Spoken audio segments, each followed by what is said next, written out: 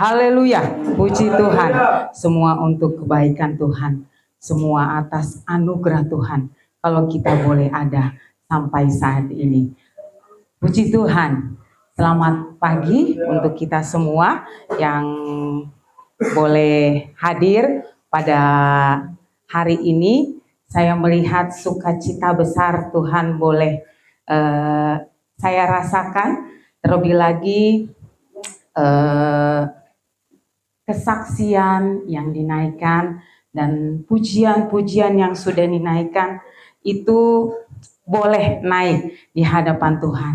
Ya, kalau saya bersyukur untuk saat ini, terlebih lagi semua jemaat-jemaat Tuhan dalam keadaan sehat. Ya, kita boleh dimenangkan itu karena kebaikan Tuhan. Sebelumnya juga saya mengucapkan selamat ulang tahun. Pemuda remajanya lagi ada di atas ya. Tepat pada tanggal 23 April kemarin sudah berumur 3 tahun. Ya, jadi namanya pemuda-pemuda remaja Generation in Spirit ya.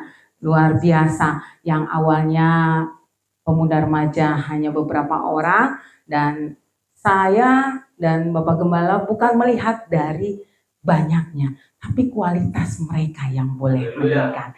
Ya, kita doakan untuk pemuda remaja yang boleh Tuhan tempatkan di tempat ini untuk terus berkarya dan semakin semangat dan pastinya solid ya untuk kemuliaan nama Tuhan. Selamat ulang tahun, tetap maju, tetap bertahan untuk pemuda remaja. Dan terlebih lagi saya mengucapkan terima kasih untuk seluruh panitia yang tadi sudah nyanyi ya, lagunya luar biasa. Hidup ini adalah kesempatan. Jangan pernah kita sia-siakan dengan apa yang sudah Tuhan berikan. Apa? Hidup ya, sehingga hidup ini biarlah untuk melayani Tuhan. Ya, kami keluarga Gembala mengucapkan banyak terima kasih. Terlalu banyak kekurangan kami, tapi biarlah Tuhan yang menyempurnakan. Tuhan yang gantikan semuanya jerih lelah dan yang sudah diberikan dengan kasih Tuhan yang luar biasa. Sesuai dengan tema yang ada, Love from Above, di mana kasih Tuhan yang sempurna itu terus boleh ada bagi kita semua ya. Terima kasih, Tuhan Yesus memberkati juga bagi setiap jemaat yang boleh ikut dan hadir. Saya percaya semuanya diberkati kan? Kayaknya kurang semangat. Diberkati kan? Amin. Haleluya. Soalnya yang kedengaran cuma Tante Imelda doang kayaknya. Enggak dong, semuanya kedengaran ya. Puji nama Tuhan. Kita masuk saja dalam kebenaran firman Tuhan pada pagi hari ini. Masih dalam rentetan suasana Paskah ya. Kita percaya Paskah merupakan bukti kasih Tuhan kepada kita. Bukti itu bukan cerita dongeng. Itu cerita yang benar-benar terjadi. Ya, kita baca untuk firman Tuhan hari ini terambil dari Injil Matius 28 ayat 1 sampai 2. Kita masih tetap ada di dalam ayat yang berhubungan dengan Paskah, Matius 28 ayat 1 dan 2 saja. Saya undang Makit berdiri. Oke. Karena keterbatasan komputer kita ada permasalahan yang ada, jadi mungkin agak berbeda ya. Nah, biarlah nanti kita coba perbaiki. Sudah dapat semua? Baik, kita baca sama-sama, hanya ada 2 ayat saja. Matius 28 ayat 1 dan 2. Kebangkitan Yesus. Setelah hari Sabat lewat, menjelang menyingsingnya fajar pada hari pertama minggu itu, pergilah Maria Magdalena dan Maria yang lain menengok kubur itu. Maka terjadilah gempa bumi yang hebat, sebab seorang malaikat Tuhan turun dari langit dan datang ke batu itu dan menggulingkannya lalu duduk di atasnya. Amin. Haleluya. Silakan duduk Bapak Ibu yang terkasih. Saya ulang lagi. Setelah hari Sabat lewat menjelang menyingsingnya fajar pada hari pertama minggu itu. Jadi kita tahu Tuhan Yesus bangkit, kenapa di hari Minggu kita rayakan, sudah ada dalam Injil, ya. Pergilah Maria Magdalena dan Maria yang lain menengok kubur itu, maka terjadilah gempa bumi yang hebat. Sebab seorang malaikat Tuhan turun dari langit dan datang ke batu itu dan menggulingkannya lalu duduk di atasnya. Dari ayat ini merupakan rentetan rangkaian peristiwa yang terjadi di mana Tuhan melalui dari perjalanannya Via Dolorosa sampai dia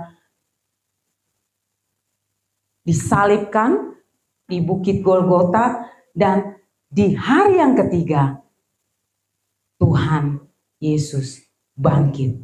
Ini merupakan rangkaian peristiwa yang benar-benar membuktikan bahwa kita punya Tuhan yang hidup. Tuhan yang kita sembah itu adalah Tuhan yang bangkit.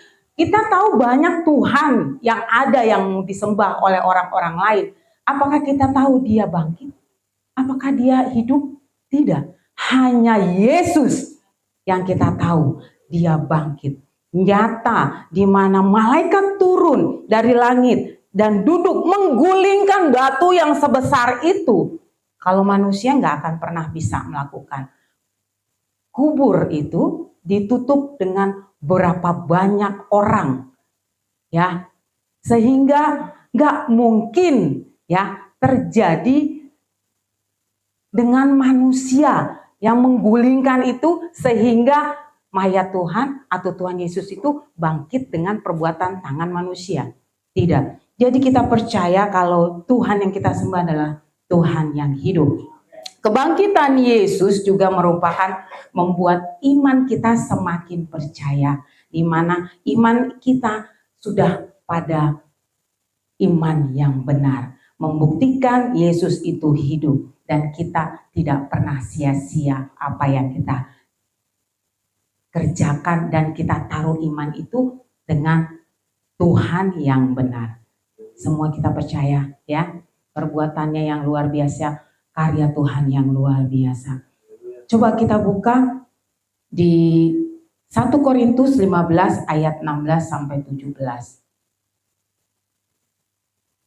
1 Korintus 15 ayat 16 sampai 17.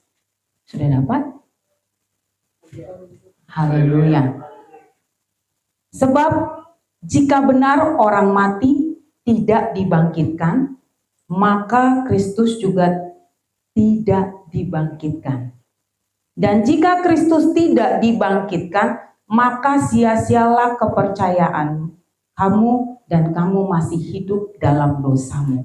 1 Korintus 15 ayat 16 sampai 17 menyatakan kalau orang mati tidak akan ada yang bisa bangkit. Tapi itu dipatahkan oleh Yesus. Di mana Kristus itu kalau nggak bangkit akan sia-sia apa yang kita kerjakan. Ya, secara manusia kayaknya nggak pernah ada manusia mati terus bangkit. Mungkin ada berita yang kita dengar, tapi itu biasanya hoax. Ya, cuman ya hal-hal yang mungkin cerita-cerita yang bikin viral aja untuk masa ini. Tapi Yesus itu benar-benar bangkit. Ya, kalau saat ini banyak berita juga yang menyatakan, jadi orang-orang yang tidak percaya Yesus, mereka bilang kalau Yesus itu nggak bangkit, itu cerita bohong. Tapi ayat ini jelas menyatakan kalau sebab jika benar orang mati tidak dibangkitkan, maka Kristus juga tidak dibangkitkan. Dan jika Kristus tidak dibangkitkan, maka sia-sialah kepercayaan kamu dan kamu masih hidup dalam dosa. Ayat ini menyatakan kalau Yesus itu bangkit sehingga tidak sia-sia iman kita kepada Tuhan. Ya, Yesus tidak mati suri. Ada yang mati suri. 3-4 jam ada yang masih bisa hidup kembali. Tapi Yesus tidak mati suri. Kita tahu Yesus itu dikubur, sudah sampai ke dalam tanah. Sudah benar-benar mati. Tidak hanya 1 hari, tidak 2 hari, tapi 3 hari, di mana menyatakan, memutuskan fakta-fakta yang ada kalau Yesus itu benar-benar mati dan bangkit. Jadi kita tahu bagaimana rancangan rangkaian yang sudah Allah kerjakan untuk menyelamatkan kita. Itu bukan cerita-cerita bohong atau cerita-cerita yang membuat istilahnya itu hanya cerita fiktif. Ya, kita tahu Yesus mati dan dikuburkan di pemakaman Yusuf dari Arimatea. Dan kita tahu Yusuf itu juga yang meminta saat itu mayat Yesus yang ada di Bukit Golgota, hanya tinggal Yesus pada saat itu yang belum diturunkan, karena tidak ada yang berani. Dan orang-orang mau melihat, dia kan Tuhan, kenapa dia nggak hidup lagi? Dia nggak langsung menyatakan dari salib dia langsung hidup. Tapi bukan itu karya Tuhan. Tapi ada banyak yang mau Tuhan kerjakan, sehingga masih ada pekerjaan-pekerjaan mukjizat-mukjizat yang Tuhan izinkan. Salah satu dari Yusuf Arimatea. Dia seorang yang kaya dan dia juga murid Yesus yang istilahnya, tapi kita memahami dia orang kaya dan dia punya pemakaman. Zaman dulu orang Israel yang punya pemakaman hanya orang-orang kaya. Tapi dengan karya Tuhan mati, dia menggerakkan hati Yusuf untuk dia boleh memberikan pemakamannya yang dia sudah buat untuk dirinya dia, tapi diberikan untuk Yesus. Yesus mati pun masih banyak yang dia kerjakan untuk menyelamatkan untuk orang-orang di bumi ini. Dia meminta kepada Pilatus, karena Yusuf ini berteman baik dengan Pilatus, minta, bolehkah mayat Yesus itu aku makamkan di kuburan yang sudah dipersiapkan. Jadi jelas mayat itu diturunkan, diletakkan, dikafankan. Jadi itu bukan cerita tiba-tiba hilang mayatnya, enggak. Prosesnya dilakukan oleh Yusuf dari Arimatea dan orang-orang yang ada di sekitar itu. Jadi banyak cerita-cerita yang bilang kubur kosong itu bohong. Tapi kita percaya kubur kosong itu nyata kalau Yesus sudah bangkit. Ya. Jadi kubur kosong itu tidak bohong. Lagu yang kita naikkan, kubur kosong membuktikan dia hidup, itu benar-benar nyata. Bukan cerita yang hanya dibuat-buat. Coba kita buka lagi di Injil Matius 28 ayat 11 sampai 15. Hari yang ketiga, Yesus benar-benar bangkit sehingga benar kubur itu jadi kosong. Dan Injil ini di Injil Matius 28 ayat 11-15 ada kegundahan yang terjadi. Karena ada pihak orang yang tidak percaya dan tidak suka dengan hal ini. Ya, hidup ini memang ada dua sisi, pro dan kontra. Itu diizinkan terjadi, ya. Dan dalam Injil Matius 28 ayat 11 sampai 15 saya bacakan. Dusta Mahkamah Agama. Ketika mereka di tengah jalan, datanglah beberapa orang dari penjaga itu ke kota dan memberitahukan segala yang terjadi itu kepada imam-imam kepala.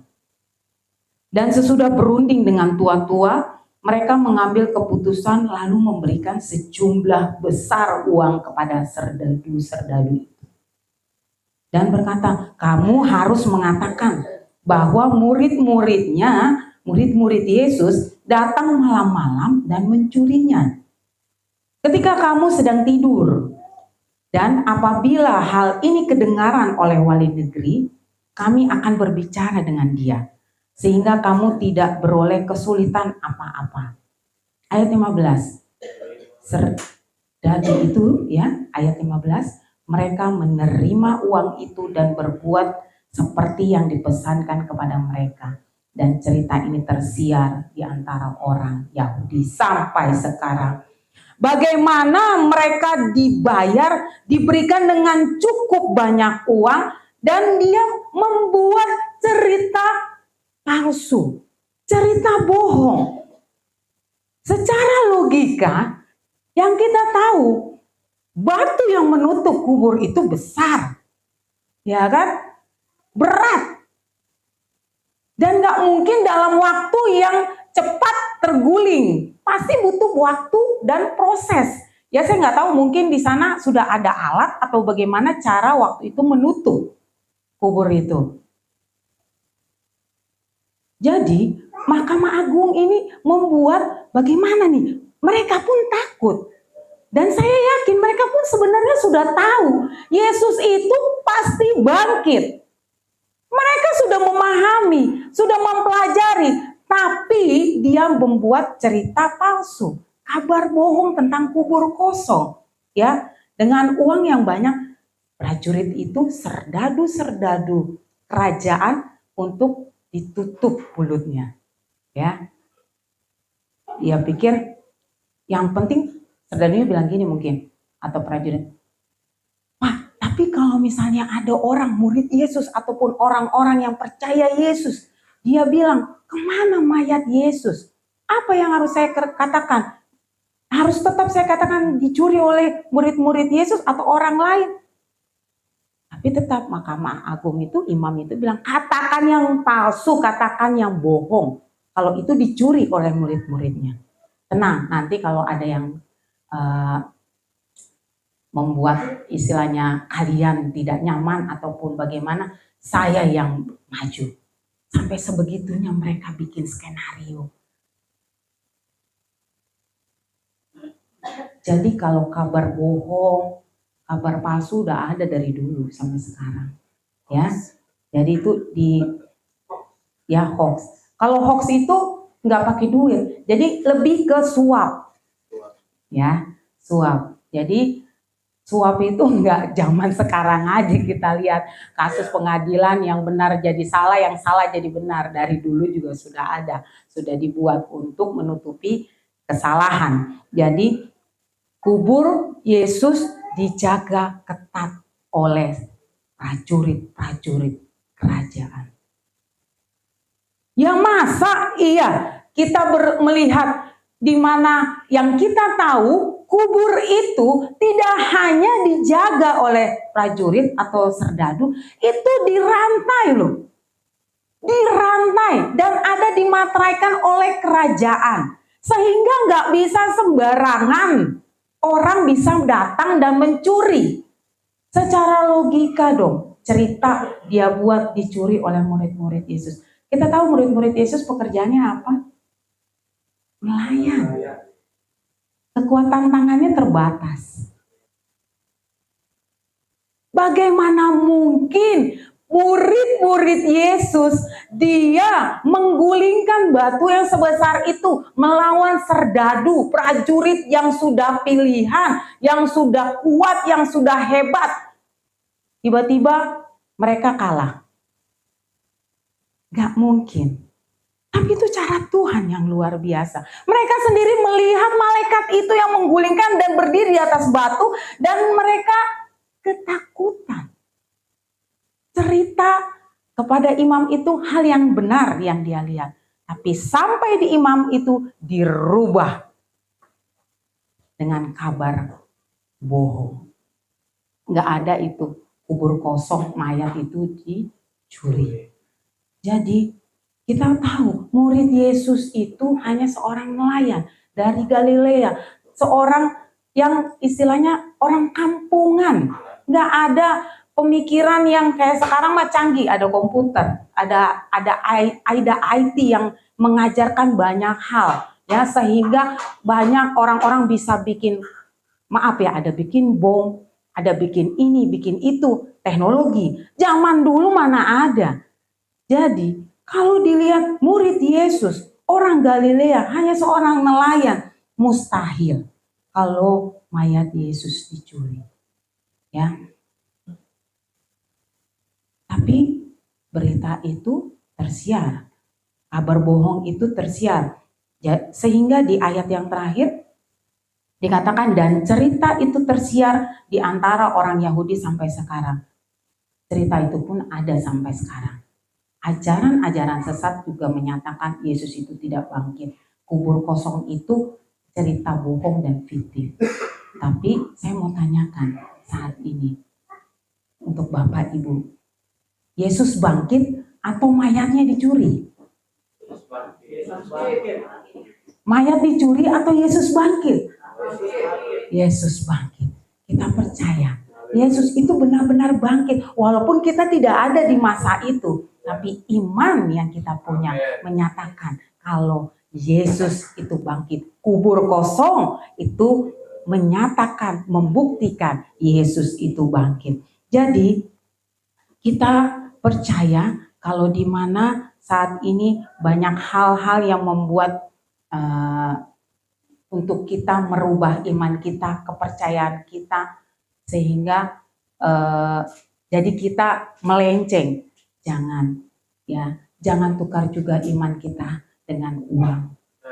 Ada lagunya sekarang ya, jangan tukar Yesus, jangan jual Yesus hanya karena uang. Zaman sekarang akan banyak hal-hal yang lebih dahsyat terjadi. Ya.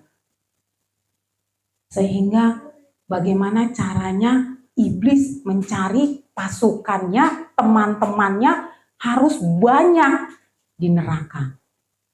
Sehingga kita jadi nggak percaya, benar nggak sih Yesus itu bangkit atau itu hanya kerja bohong? Jangan pernah percaya akan berita-berita yang tidak benar hanya karena uang. Kita hargai apa yang sudah Tuhan kerjakan buat kita. Tidak ada Tuhan yang bisa melakukan itu selain hanya Yesus. Jadi kita yakin kalau Yesus itu bangkit bukan dicuri ya. Mayatnya tidak dicuri, tapi mayatnya itu sudah bangkit. Untuk menyatakan, mematahkan segala perjanjian lama yang tadi sudah dibacakan. Ya, gak ada satu manusia pun, tidak ada korban sebanyak apapun yang bisa menyelamatkan kita hanya selain darah Yesus dan kebangkitan Yesus itu sendiri. Maka kita percaya kalau kebangkitan Yesus bukti di mana kita juga sudah dimenangkan dari keterikatan dan belenggu-belenggu dosa. Saya tidak tahu apa yang saat ini masih terikat dalam setiap kehidupan kita.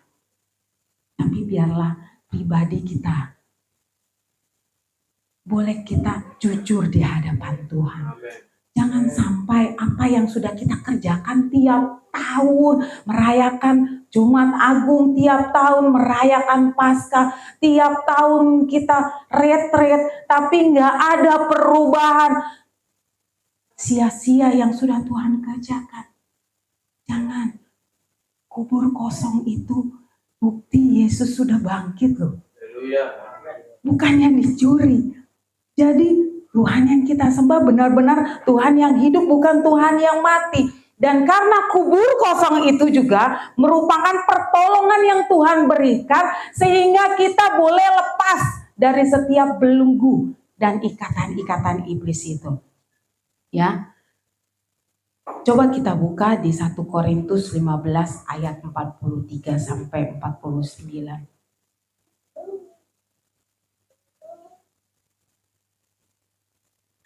1 Korintus 15 ayat 43 sampai 49 sudah dapat? Ditaburkan dalam kehinaan, dibangkitkan dalam kemuliaan. Ditaburkan dalam kelemahan, dibangkitkan dalam kekuatan. Yang ditaburkan adalah tubuh alamiah, yang dibangkitkan adalah tubuh rohania. Jika ada tubuh alamiah, maka ada pula tubuh rohania. Seperti ada tertulis, manusia pertama, Adam menjadi makhluk yang hidup. Tetapi Adam yang akhir adalah roh yang menghidupkan. Tetapi yang mula-mula datang bukanlah yang rohania, tetapi yang alamiah. Kemudian barulah datang yang rohania. Manusia pertama berasal dari debu, tanah, dan bersifat jasmani. Manusia kedua berasal dari sorga. Makhluk-makhluk alamiah sama dengan dia yang berasal dari debu dan tanah, dan makhluk-makhluk sorgawi sama dengan dia yang berasal dari sorga. Sama seperti kita telah memakai rupa dari yang alamiah, demikian pula kita akan memakai rupa dari sorgawi. Haleluya. Kita harus pegang teguh. Kebangkitannya memenangkan kita dari segala belenggu dosa, keterikatan yang ada. Jangan pernah kita terus berkutat saja di dalam belenggu itu. Hanya ada di dalam ikatan yang terus membelenggu kita. Apa ikatannya? Banyak. Kekecewaan, iri hati, masa lalu. Ya, banyak. Mungkin ada yang lain. Keterikatan, maaf ya, nonton pornografi. Itu pun keterikatan. Bacaan-bacaan pornografi. Jangan dianggap itu hanya biasa. Itu keterikatan loh. Nonton sinetron, itu juga keterikatan loh. Karena cerita-cerita itu fiktif. Kenapa kita nggak baca yang benar-benar cerita sudah ada di dalam Alkitab. Kebenaran yang sudah nyata. Ya kan? Tapi tetap. Ya, kita ada dalam situasi yang ada. Ibu-ibu. Ya, tahu. Sinetron saya sih semenjak saya menikah memang keterikatan saya dulu nonton drakor. Dulu ya, lagi pas kerja. Tapi memang karena kami sering ya ada hal kalau salah langsung disampaikan, langsung ditegur dan segala macam. Sekali dua kali nggak saya dengerin, biasalah.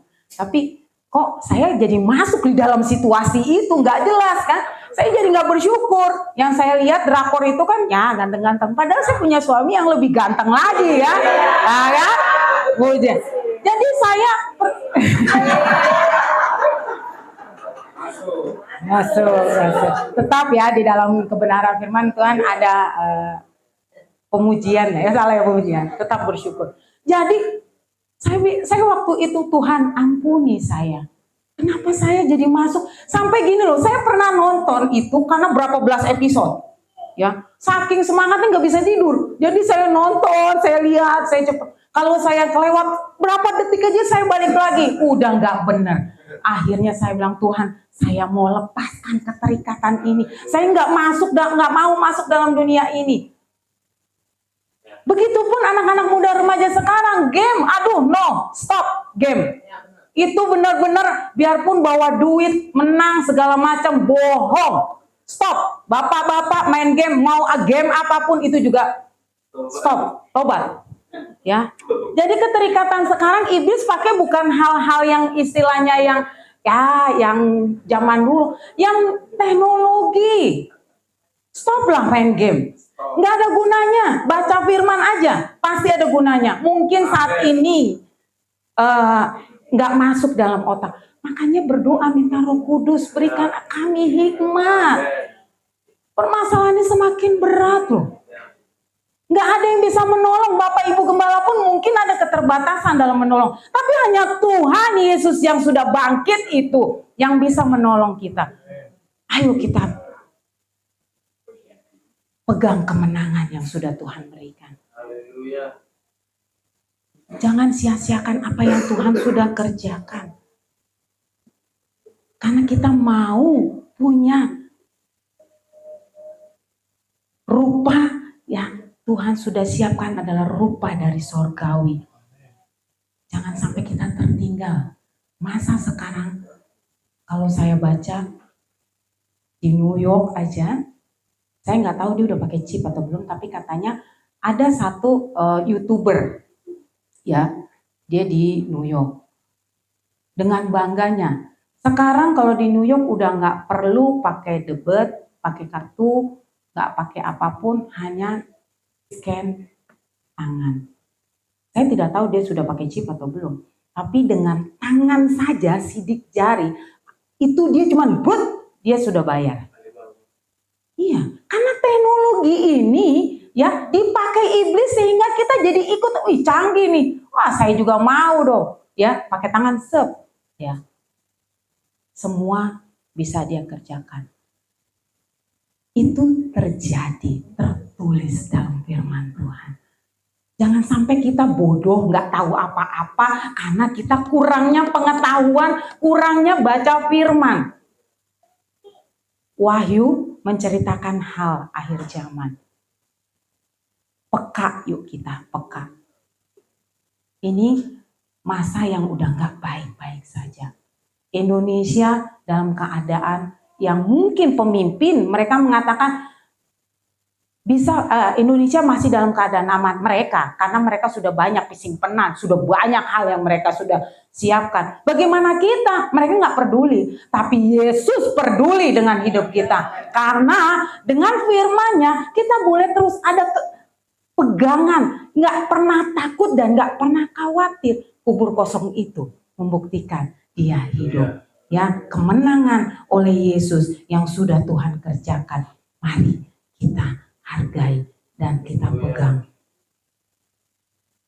Kita ditebus bukan dengan darah binatang. Kita ditebus bukan dengan uang. Kita ditebus dengan darah yang mahal. Darah Yesus itu sendiri. Yang dimana sudah disampaikan oleh Bapak Gembala. Allah memberikan anaknya sendiri untuk disembelih. Kita mungkin sebagai manusia, orang tua rela nggak anak kita? Nggak. Karena Allah tahu nggak akan ada yang bisa bersama dengan aku di surga kalau bukan aku berikan anakku itu sendiri mati di kayu salib. Kita baca di 1 Korintus 15 ayat 52 sampai 57 ayat terakhir. Ini menyatakan maut itu tidak menang. Maut itu sudah dikalahkan. Tidak ada sengatnya. Iblis itu nggak ada senjatanya. Iblis itu nggak ada powernya. Dia hanya pakai tipu muslihat. Dia hanya pakai bualan-bualan. Makanya jangan suka membual. Ya. Itu udah ada pekerjaan iblis aja kerjanya di situ. Ya. Kita baca di 1 Korintus 15 ayat 52 sampai 57. Dalam sekejap mata, pada waktu bunyi nafiri yang terakhir, sebab nafiri akan berbunyi dan orang-orang mati akan dibangkitkan dalam keadaan yang tidak dapat binasa dan kita semua akan diubah. Amin. Karena yang dapat binasa ini harus mengenakan yang tidak dapat binasa. Dan yang dapat mati ini harus mengenakan yang tidak dapat mati. Dan sesudah yang dapat binasa ini mengenakan yang tidak dapat binasa. Dan yang dapat mati ini mengenakan yang tidak dapat mati. Maka genaplah firman Tuhan yang tertulis, maut telah ditelan oleh kemenangan. Hai maut, di manakah kemenanganmu? Hai maut, di manakah sengatmu? Sengat maut ialah dosa. Dan kuasa dosa ialah hukum Taurat. Tetapi syukur kepada Allah yang telah memberikan kepada kita kemenangan oleh Yesus Kristus Tuhan kita. Kita mengalami karya Tuhan yang luar biasa. Perubahan-perubahan yang luar biasa. Mukjizat yang Tuhan nyatakan. Untuk menyatakan kemenangan. Kita ini harus sama dengan Dia. Sehingga kita harus diubahkan. Dengan apa? Dengan penebusan, dengan keselamatan yang sudah Tuhan kerjakan. Sehingga kita boleh terlepas dari belenggu dan ikatan dosa itu. Kita mau? Jangan simpan. Jangan kita berkompromi. Butuh waktu, betul. Tapi kita minta Roh Kudus kuatkan kita untuk melepaskan ikatan belenggu-belenggu itu. Karena kita mau jangan sampai masuk dalam masa antikris itu.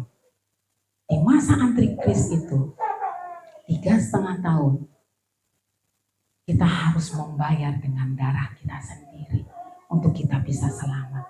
Kita nggak akan mati loh. Ngeri kan?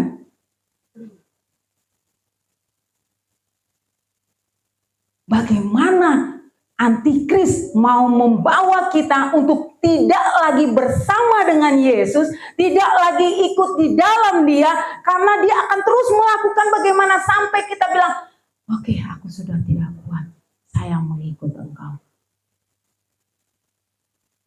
Gunakan waktu itu. Gunakan waktu yang sudah Tuhan berikan saat ini. Kita nggak pernah tahu itu kapan. Mungkin ada berita-berita bilang tahun 2000 berapa tahun. Jangan, tapi kita harus percaya. Hari esok kita tidak pernah tahu. Kerjakan yang terbaik buat Tuhan. Hargai kemenangan yang Tuhan berikan. Hargai kubur kosong itu yang menyatakan Yesus itu sudah bangkit.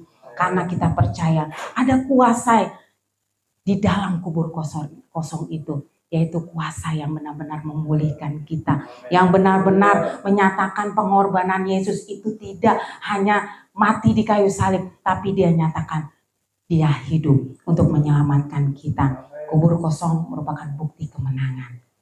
Dan kemenangan atas hidup kita semua. Amin. Haleluya. Kita hargai apa yang sudah Tuhan kerjakan. Sesuai dengan tema yang ada. Kasih yang sempurna itu anugerah. Tidak bisa dapat dari siapa-siapa selain dari pengorbanan Yesus yang sejati. Amin. Haleluya.